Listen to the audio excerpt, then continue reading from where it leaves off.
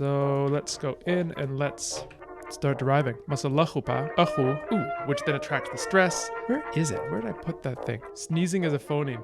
We can do that. Muslaraga, musl, muslarish. Ooh, I remember I made a special. Ah, yes, here it is. YouTube, welcome back. We are going to work on Lenethailef today. We're going to be doing some speed translating of sentences. So we'll see how many we get through. We're going to be making up grammar. We're going to be making up vocabulary. We're going to be having a good time. What more do you want, right? All right, so let's go in and let's see the side webcam. Bam. All right, so I have finally bitten the bullet. Bit the bullet? I bit the bullet. And I've separated out the Lenethailef stuff into its own spreadsheet. So we're going to have one for protocol, one for Eustamia, and one for Lenethailef. So I'm not having to go between like 20 different tabs. Hopefully this will make things a bit more manageable. We have, to that end, we have a little Lenethailef lexicon here with a few words. It's going to be filled out today. We have our Lenethailef worksheet, and we have the stuff for protocol here. So we can derive anything we need to use in Lenethailef. We also have at our disposal the, hard to see, but Lenethailef sound changes in Lexergy, so we can pull that out and derive anything that we need. This was once called Lang 3B, that's correct.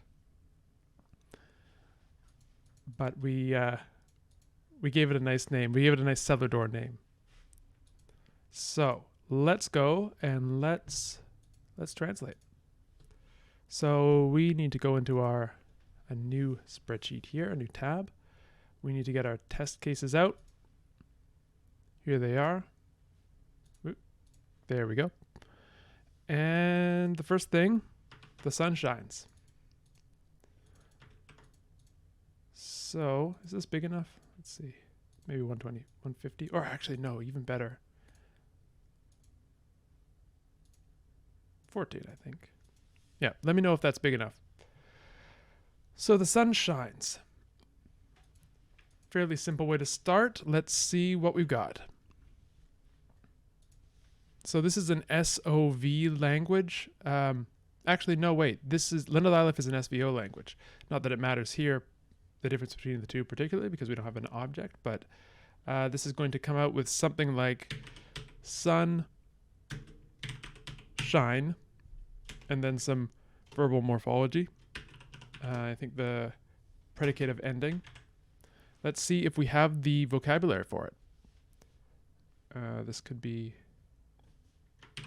somewhere in here. I think we have it. Do we have a word for sun? We do. Masafa. That's the proto word anyway. So let's go in and let's start deriving. I feel a sneeze coming on. It may happen. I'm going to be ready on the mute. Wait, they say look up at a light, right? When you're about to sneeze. Whoa, it works. Okay. Masafa. So what is Masafa going to give us? It's going to give us mas. I think we may have known that already. In the nominative case, which has zero marking. So this gives us mas, and then do we have a word for shine? We don't have a word for shine specifically, but we have a word for to be bright or white, which is actually the origin of the word for sun. We could use that. We could use either masa, this root, or we could use masala.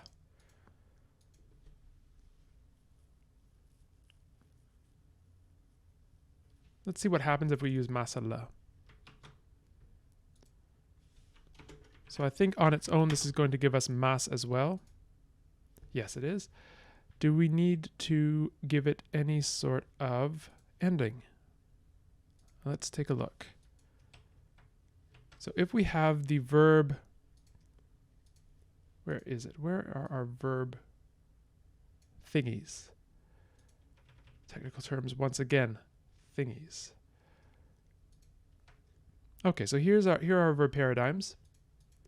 No, there's no ending for the predicative form, so that's good. But just because we can make our, where is it? Where did I put that thing? I remember I made a special, yes, here it is. So the verb form generator. So we can take masala, generate the whole verbal paradigm. So this is a schwa stem verb. Then we take it and put it all into lexergy. And then, fingers crossed, this will give us something interesting, which you cannot see because it's just off screen. But there you go. So we have, in Lenethailef, as a review, we have usually 3 stems for each verb and for each noun, based on the precise placement of the stress as the language developed from protocol. And vowels got lost, vowels coalesced. We had different interesting things happen in that regard. So we have something like masalachupa. This ahu, through a variety of sound changes, coalesces into something like oo, a long oo, which then attracts the stress. So then we have something like masalupa, schwas drop out. In the end, we get something like mazluf. But in the case of masala, we have the schwas dropping out early, and then the only place for the stress to go is on the first syllable. So we have alternations like mas versus mazluf. And then we have other cases like this one, masilasu. So we have antepenultimate stress in protocol. And here, because of that, the stress stays on the second syllable, which then de-schwas and becomes e. So we have mazels. So we have this 3-way kind of alternation in verb roots and noun roots in call, in Lenethailef, where it all depends on what syllable ended up getting the stress. So the 3 forms for this verb are mas, mazlu, mas, mazl, and mazel. So that's kind of the situation here. So if we just kept this as is, it would be mas, which I don't know. I don't particularly like the way that has turned out. I think I'd like something else to come out of this rather than just having an identical word for sun and shine. So let's see what we have to work with. Show me my tabs, please. There we go. Proto-lexicon. So maybe we can say something like gives brightness or something like that. We can have a fossilized OV structure that turns into just a verb in the descendant language. I'll show you what I mean in a second. That might be vague. Give. Chako. Great. We can use this. Yeah, we do have some light verbs, or at least some things that I think we could use as light verbs. One of them is, we have some give, we have some do. Where is it?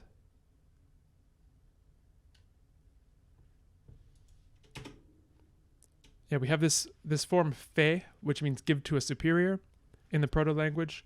In Eustamia, it just is the word for give. Then we have in the proto-language, we have quo, which is a word for give, which in Eustamia becomes ku, the preposition. Or is it a postposition in Eustamia? I forget. Anyway, so these are things that we can use, but I think in this case, we have this great word chako, which means to give off or emit. So if we make something like masala, oops, we need to go back to our grammar. Masala chako, and I believe this is actually what happens in Eustamia as well. So we could probably push this construction all the way back to protocol. We get mazlach. Mazlach as the verb. I kind of like that. So mas mazlach. I think that works. So let's scoot this over into the romanization. So the romanization, mostly self-explanatory, a few things that are perhaps unexpected. E is schwa. When the form e occurs, it's, I'll show you an example. It's like this. So this is enum with that little umlaut symbol over it. And this is also used for y and ö, as you can see here. So euch, ich, enum. That's how you read those. And then the other thing that's maybe counterintuitive is that fricatives have allophonic intervocalic voicing. So when you see an F in between vowels, it's pronounced as a V. So something like this would be even, even, Ivan. That's basically it with the romanization. We use C instead of K and CH instead of KH for K and Ch for the velars because it looks cool. All right, so then what is next? Let's go back to our sentence. We have this verb, mazlach. Mas mazlach. I can get behind that. So this gives us a new word in our lexicon. Actually, two. We have mas. So I will put it in some semblance of order here. Mas, and then we have the stem muzzle, and then we have the stem oh no, it's not muzzle, it's muzzler, and then we have the stem muzzla, muzzlar. I think that's it. Mazlar, mazlaga, I think. So we have mas, mazlach, mazlach, mazlaga. Just like we have huask, husk, huazera. Yeah, okay. Gears are turning.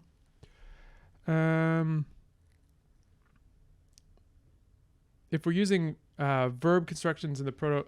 Yeah, so if there are light verb constructions in the proto-language, we could fossilize the nominal morphology onto the verb as well. So that would require us to use the accusative, which would look like, what is our accusative in this? It's uque. So now let's see what happens with that if we do that. Masala uque.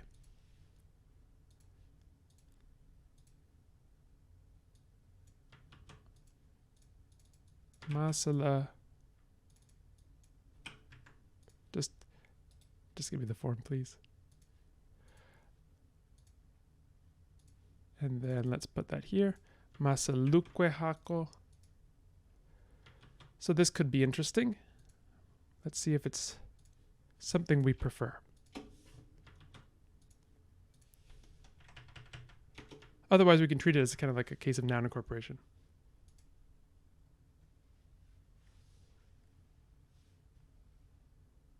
So here we get mazlarech, mazlarof, mazlararet, mazlarech, mazlarech, mazlaruj, mazlarush.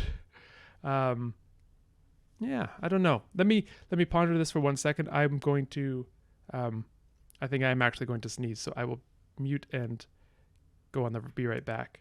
Enjoy the band.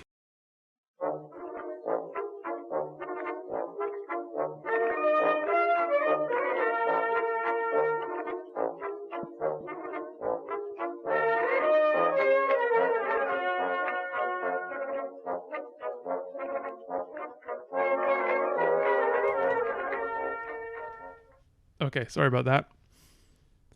So, looking at these forms, I kind of like the non-case marked form as a verb better. But it may just be, I think there's a problem with the sound changes. We shouldn't be getting geminate voiced affricates.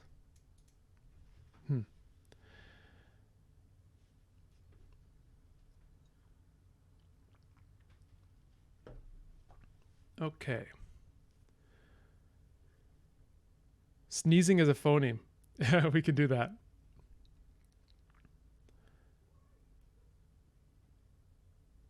Okay. So let's go with mazlach for now. And let's put that in here.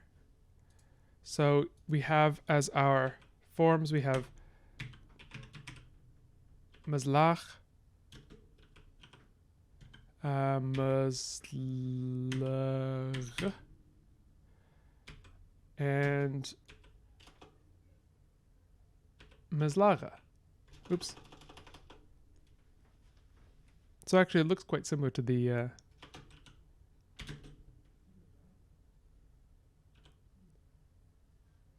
oh no, am I just rewriting the same thing? Yeah, I am. Okay. Sorry. Mazlach, mazlach, mazlaga.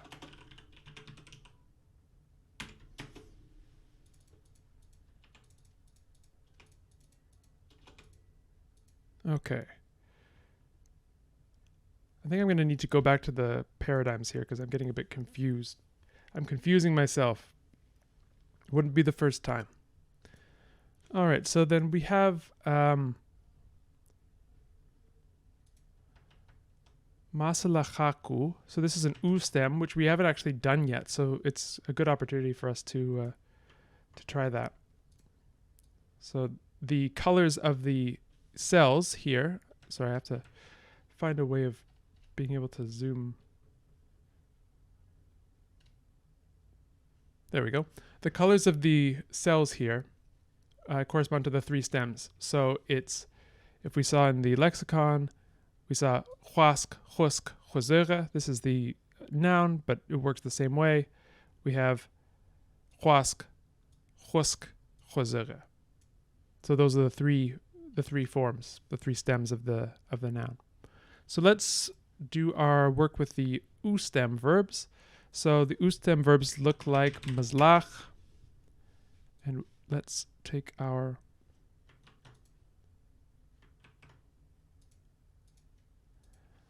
formatting over. So mazlach, then we get mazlarof,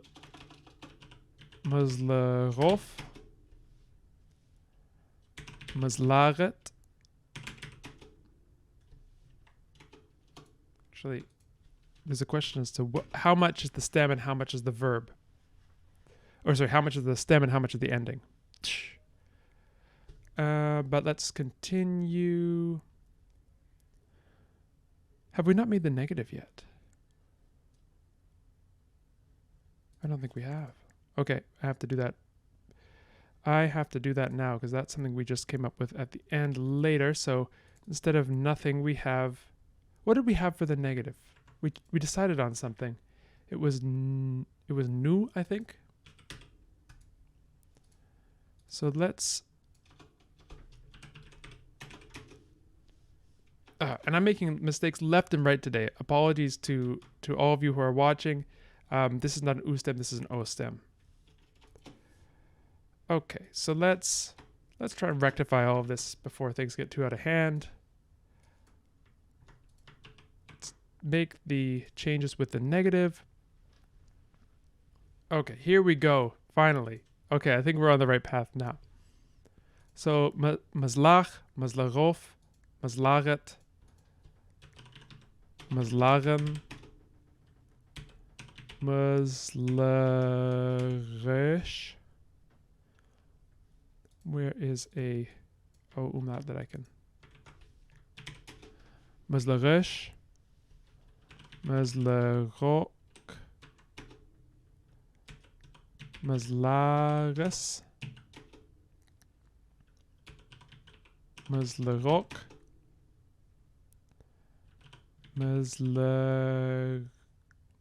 mazlarodas. A bit more there. And Mzleroval.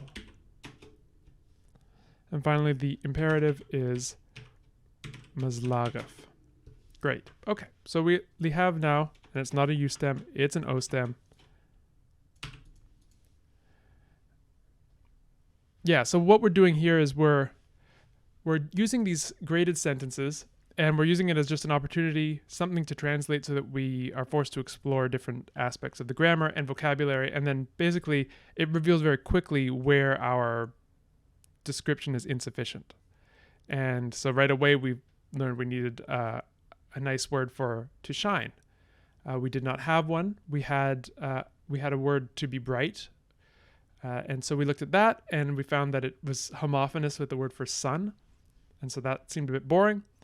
So then we went ahead and came up with a new word for shine. And that's basically what we've been doing. That then let us go back and fill out this column of the verb paradigms for the O stem verb conjugations. So the whole thing, everything's connected to one something else.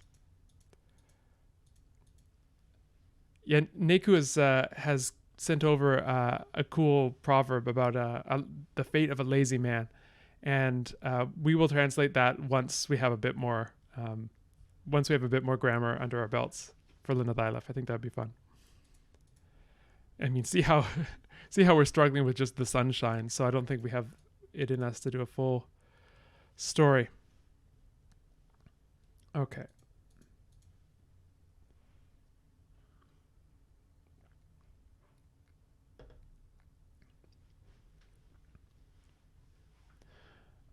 Sotin is put in the, oh yeah, this is what you were talking about last week, Sotin, isn't it?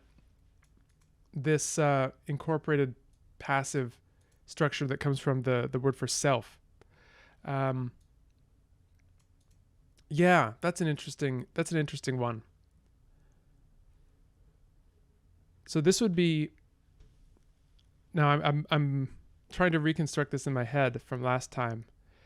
It would be noun plus, the origin of this construction would be, I'll just write this down. Noun, self, and then verb, essentially. And so what happens is through some reduction and some grammaticalization, we have something like noun, self, verb, and so we get a new affix on the noun. And then we can also do, as Sotin points out here, noun, self, verb all together. Although I don't think that would apply in this case, because this is, we're getting the mazlach from give off light or give off brightness. All right, so this is a verb, this is an O stem, this means to shine, and it comes from, do our little etymology here, masalachako.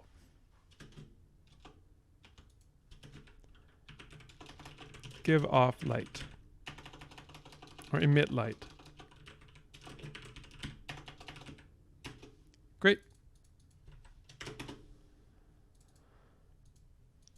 And then for this, I think this is meant to be our word for sun, masala. So we can take masala, and actually I think we already have that in our, don't we? No, we don't. Okay, well, let's find the principal parts for masala before we move on. And then we'll have got through one sentence. Fast. This is a speed run, remember. Okay, masala.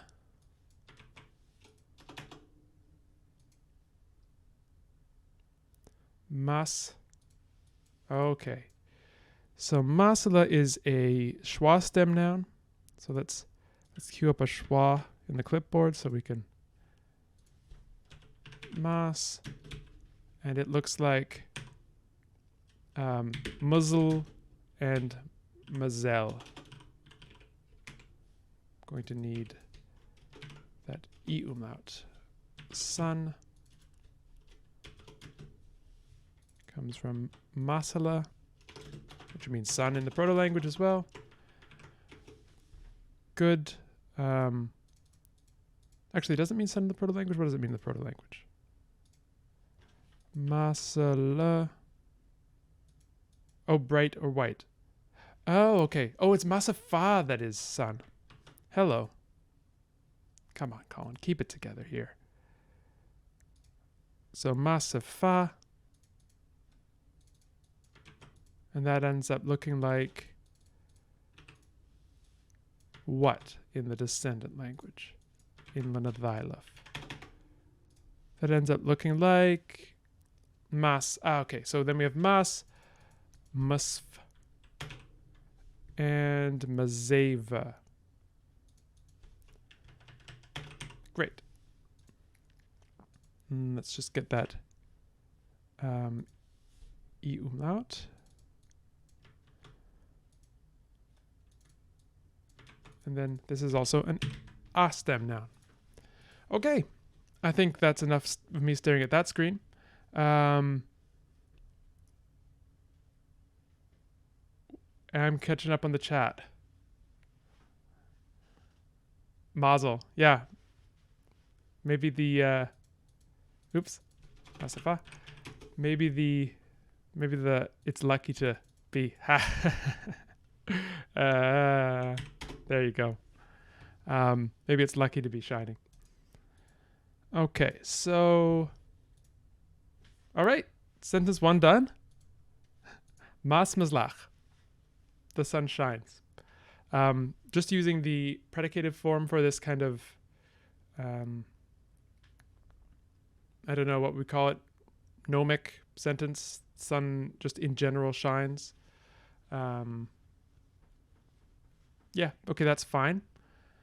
Then we get an opportunity to make a distinction. The sun shines versus the sun is shining. And I do not believe that in this language we have any distinction between these sort of aspectual contrasts. So we can give it the same thing. We can just use this predicative form in general. Sun is shining. Although we can also see what would we do if we wanted to make that distinction. It's not an obligatory distinction. But we can use something like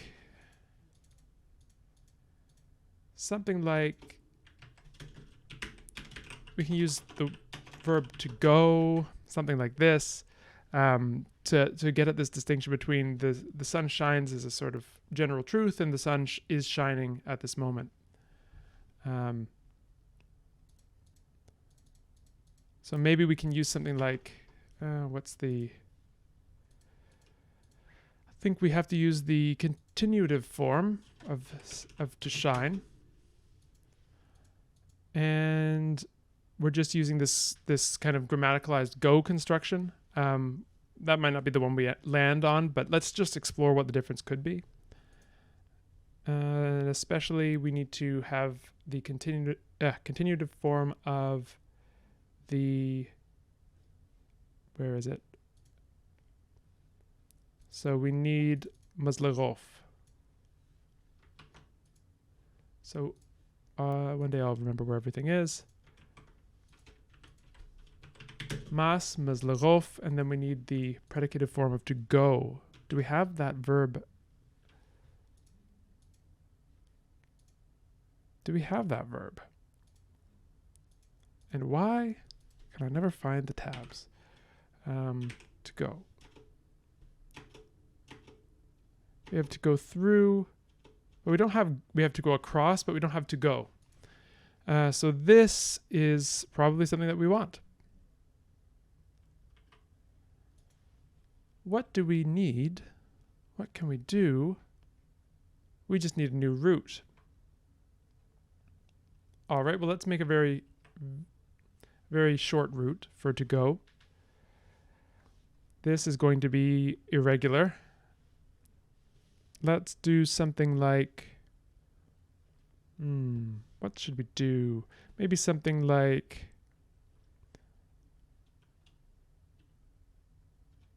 li. Li. If we use li for to go, will Lexergy, will my Lexergy rules be able to handle it? Let's find out. And we have to go back to the grammar section. And then we have to put it into the verb form generator. So then we get li, lichupalita, linu, liachwe, liokwe, lisu, lichukwa, litochwe, lifalo, lifa. I realized I was sort of going through all of them, and I just thought I have to commit to this. All right, so then let's see. Fingers crossed, will it work? Okay, it will. Ooh, and it's nice. Li, leaf, leet, lean, leash, leek, lease, leek, leathus, level, leaf. So then the predicated form would be li. So then we get mas, maslerofli. Yeah, that works. Something like that.